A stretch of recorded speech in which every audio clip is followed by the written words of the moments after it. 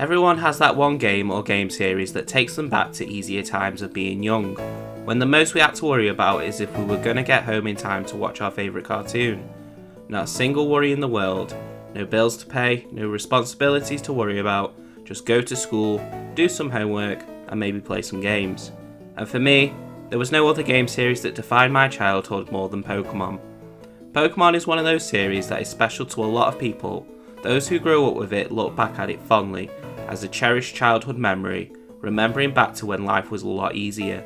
And I've done a lot of reflecting myself recently, as Pokémon is a series that will forever be in my heart, as I look back at the games I grew up with. But thoughts and feelings towards the franchise over the past few years have been muddied, as the recent releases have just lacked something. That's something that made those games I grew up with so special. Scarlet and Violet have been slated by every corner of the internet since it was released, so I don't need to rehash it here. But yeah, it wasn't exactly polished on release, but performance problems aside, dare I say, Scarlet and Violet are not bad games like I said, just lacking something. So why then, if Scarlet and Violet are clearly lacking the magic of the earlier games, am I so hopeful for the future of the franchise? If you were to describe modern Pokémon games in one word, many different words might come to mind depending on how you feel about the recent games. But for me, there's only one way to describe modern Pokémon games: soulless. Pokémon has never been a series that's innovated massively since it started back in 1996, but only started to become apparent that the formula had started to run dry by the time the 6th generation came out, with the release of X and Y and the introduction of Mega Evolution. This started the trend that is still plaguing the modern releases till this day, the constant need for gimmicks. Don't get me wrong, I think Mega Evolution is really cool. In fact, I can't wait until it comes back in Pokémon Legends ZA. It gave a lot of Pokémon that had no real competitive use before and made them monsters that dominated the 6th generation of Pokémon. But with the addition of Mega Evolution, I felt like something was lost along the way. Pokémon X and Y are not bad games, but they lack substance of the previous games. Pokémon Black and White, the games that came out before X and Y, are arguably some of the best games in the series. They are full to brim with content, with a hearty story and a meaty post-game. It truly felt like a labour of love from Game Freak as their last 2D game. So what's so different with X and Y? A lack of passion? A lack of drive? Or maybe with the jump from 2D to 3D was a lot trickier than Game Freak imagined? All plausible, but I don't think it's any of these. I believe the inclusion of Mega Evolution was the beginning of the downward spiral of modern Pokémon. Wait a minute, you said you like Mega Evolution, so how do you think that Mega Evolution is a bad thing? Well, it's not Mega Evolution itself that I think is bad, it's the fact ever since Mega Evolution came into play, Pokémon has always had a gimmick. There's been a major thing in the main series games ever since. With X and Y, it was Mega Evolution. Sun and Moon had Z moves, Sword and Shield had Gigantamaxing, and Scarlet and Violet had Terrestrialization. These gimmicks are all intended to try and spice up Pokemon's very basic and formulaic turn-based combat, which yeah, I'll be the first to admit that it's become stale and formulaic over the years.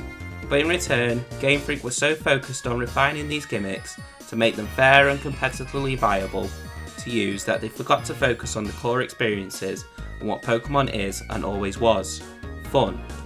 With all this negativity, it's easy to forget that this video is supposed to be on why I'm actually hopeful for the future of Pokemon. But despite all the negativity, I genuinely am hopeful for the future of the series, and that's after playing Pokemon Legends Arceus. Legends Arceus came out at the start of 2022. It was actually something different. The game didn't follow the same 8 gyms, Elite Four and Champion approach that nearly every mainline game had done previously, and instead focused on the catching part of the games, and made it into this open zone game where you're helping make the first Pokédex, which to me was a really cool idea and just felt fresh for a series that's felt stagnant for a long time. And guess what? Legends Arceus doesn't have some major gimmick like all the other main series games I've had for the past decade, and the game is all the better for it. Instead of having to focus on what gimmick to add and how it works and spend their time on making it fun, they spent all their time making a fun game and making something that's fresh and new, and this clearly was some sort of test or experiment from Game Freak to try. And if you ask me, they nailed it. It's not the best or the deepest thing in the world, but it's just focused on one thing without worrying about what sort of gimmick they can implement, and it clearly worked, because we're obviously getting a follow-up that comes out next year, and that leads me on to another point. Have you noticed something about this year when it comes to Pokémon? Well, 2024 is the first year since 2015, 9 years ago, that unless something shadow drops between now and me writing this script, we will not be receiving a new game, a remake, or DLC. Which you might be thinking, well, so what? Some franchises have much bigger gaps in their release schedules. We go years without a new entry in Zelda and Mario, arguably Nintendo's biggest franchises. But this is Pokémon, the biggest, most profitable video game franchise in the world. These little devils are quite literally the world's biggest money machines, so the franchise taking a year out is very, very unusual. Which leads to speculation. Maybe after years and years of annual releases that have shoved out the door in a poor, unfinished state, and fans being unhappy, maybe the Pokémon Company have realised that Game Freak and Ilka need more time if they want to make a decent product. Who would have thought it? And a little side rant, but it's always annoyed me when a Pokémon game has come out in recent years. All the negativity about the games have been aimed at Game Freak. Yeah, they're the developers behind the games, but it's never aimed at the Pokémon Company themselves, who make Game Freak churn these games and DLCs out pretty much on an annual basis. And Game Freak is smaller than most AAA studios, so to call them lazy just feels unfair. Like I said, this is the most profitable gaming franchise in the world. You would at least think that Game Freak would be as big as other AAA studios. But I digress. My hope with Pokémon taking a year out from annual releases from either Ilka or Game Freak, it means that the Pokémon Company might be listening about all the negativity around the recent games in the franchise. So do I truly believe that the Pokémon Company have realised their mistakes and Legends ZA and future releases are going to be the best games ever? No. I'm hopeful, not stupid. The chances that the Pokémon Company actually listens to their fans and gives Game Freak time to actually make good games are not very high.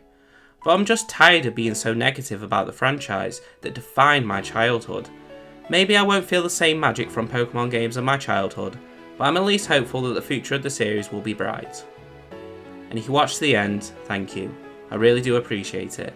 If you liked the video, please consider liking and subscribing, and let me know what generation of Pokemon you grew up with in the comments. So thank you for watching, and hopefully I will see you again.